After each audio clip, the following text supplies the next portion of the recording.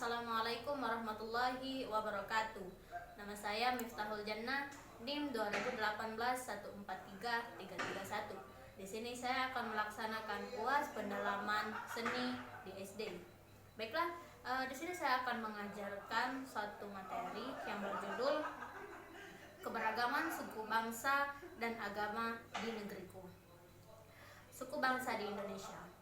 Sejak dahulu kala, bangsa Indonesia hidup dalam keberagaman. Kalimat Bhinneka Tunggal Ika pada lambang negara Garuda Pancasila bukan cuma slogan. Penduduk Indonesia terdiri atas beragam suku bangsa, agama, bahasa, adat, dan budaya. Tetapi semua dapat hidup rukun berdampingan. Berdasarkan hasil sensus Badan Pusat Statistik BPS tahun 2010, bangsa Indonesia terdiri dari 1.331 suku. Berdasarkan sensus itu pula, suku bangsa terbesar adalah suku Jawa yang meliputi 40,2% dari penduduk Indonesia. Suku Jawa ini merupakan gabungan dari suku-suku bangsa di Pulau Jawa, yaitu Jawa Osing, Tengger, Samin, Bawean, Naga, dan suku-suku lainnya. Suku yang paling sedikit jumlahnya adalah suku Nias dengan jumlah 1.041.925 jiwa atau hanya 0,44% dari jumlah penduduk Indonesia. Namun, suku-suku Papua yang terdiri atas 466 suku, jumlahnya hanya 2.693.630 jiwa atau 1,14% dari jumlah penduduk Indonesia. Sedangkan etnis Tionghoa jumlahnya 2.832.510 jiwa atau 1,2% penduduk Indonesia. Baiklah, dari cerita sebelumnya kita sudah mengetahui bahwa Indonesia terdapat ribuan suku bangsa. Setiap suku bangsa memungkinkan memiliki kebiasaan dan cara hidup yang berbeda. Salah satu contoh perbedaan cara hidup adalah teleportasi. Pada zaman dahulu, alat teleportasi menggunakan tenaga hewan seperti gambar-gambar berikut. Contoh yang pertama itu seperti halnya kuda yang biasanya digunakan dalam teleportasi delman. Dan ini masih berlaku sampai sekarang dan biasanya digunakan di Bogor atau di Bandung. Ini salah satu teleportasi yang menjadi keberagaman bangsa Indonesia. Baiklah, selanjutnya saya akan menjelaskan tentang seni geraban di Indonesia. Tahukah kamu apa yang disebut dengan gerabah? Berdasarkan Kamus Besar Bahasa Indonesia KBBI, gerabah yaitu alat-alat dapur untuk memasak dan sebagainya yang kemudian dibakar, misalnya kendi, belangga.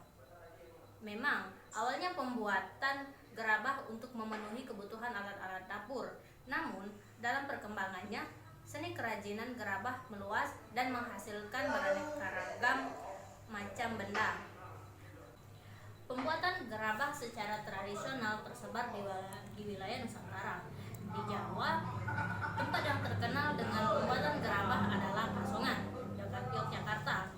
Kasongan adalah nama daerah di Kecamatan Kasihan, Bantul.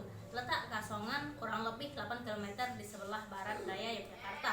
Gerabah Kasongan awalnya biasa saja. Pengrajin Kasongan dulu hanya membuat barang-barang rumah tangga seperti panggo, cobek, atau kendi.